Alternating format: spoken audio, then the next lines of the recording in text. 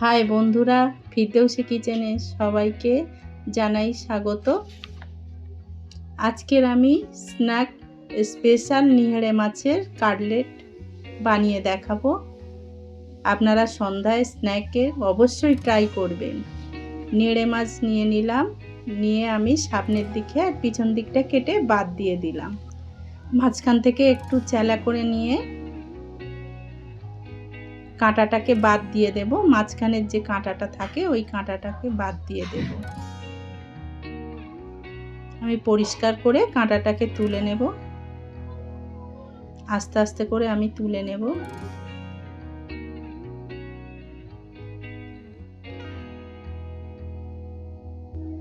একটু সাবধানে তুলে নিতে হবে।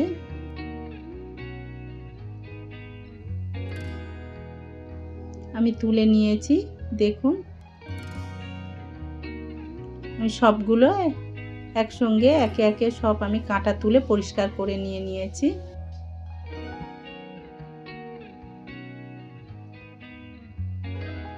আমি একটা মশলা করে নেব। ধনেপাতা, কাঁচা লঙ্কা, একটু পানি দিলাম, দিয়ে বেটে নিয়ে নেব। একটু টক দই নিয়ে নিলাম, টক দইটা ভালো করে ফাটিয়ে নেব।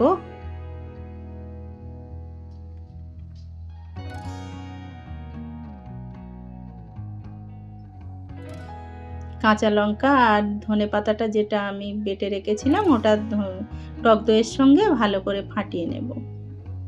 এর মধ্যে গুঁড়ো মশলাগুলো দিয়ে দেব।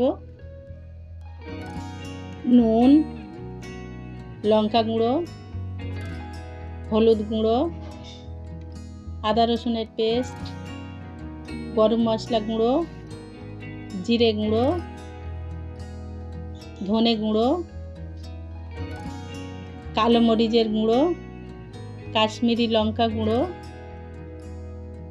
সবগুলো একসঙ্গে মিক্সড করে নেব।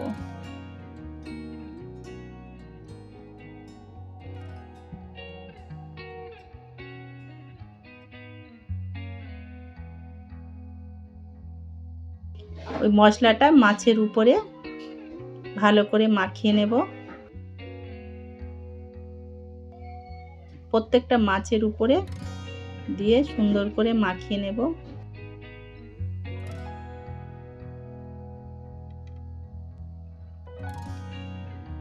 এবার আমি দুটো ডিম ভেঙে নেব।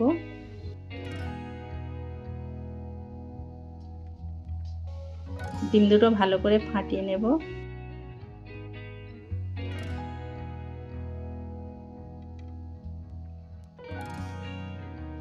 সামান্য লবণ, একটু গোলমরিচের গুঁড়ো দিয়ে আমি ভালো করে ফাটিয়ে নেব।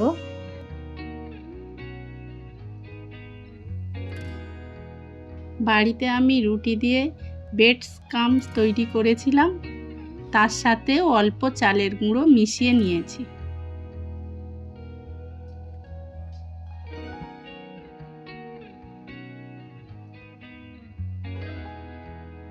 প্রথমে মশলা মাখানো মাছটাকে ডিমের মধ্যে দিয়ে তুলে নিয়ে ব্রেড স্ক্রাম্বসে দিয়ে আমি কোট করে নেব।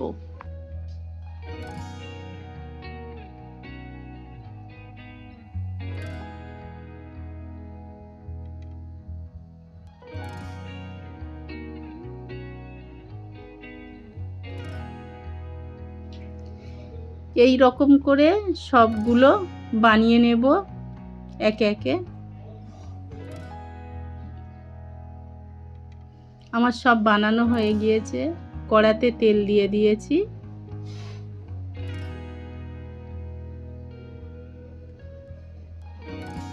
তেলটা গরম হতে দিয়েছি। এবার একে একে সবগুলো আমি ভেজে নেব।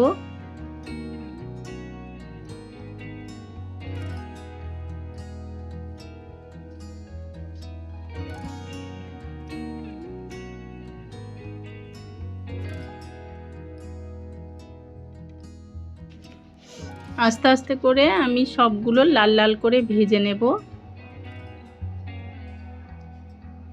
মাছটাকে একবার উল্টে দিলাম, সুন্দর করে উল্টে দুপিট করে ভালো করে লাল লাল করে আমি ভেজে নিয়েছি।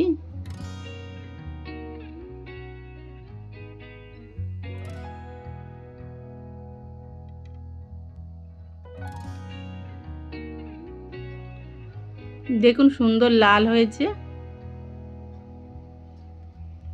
এইভাবে আমি সবগুলো একে একে ভেজে নেব।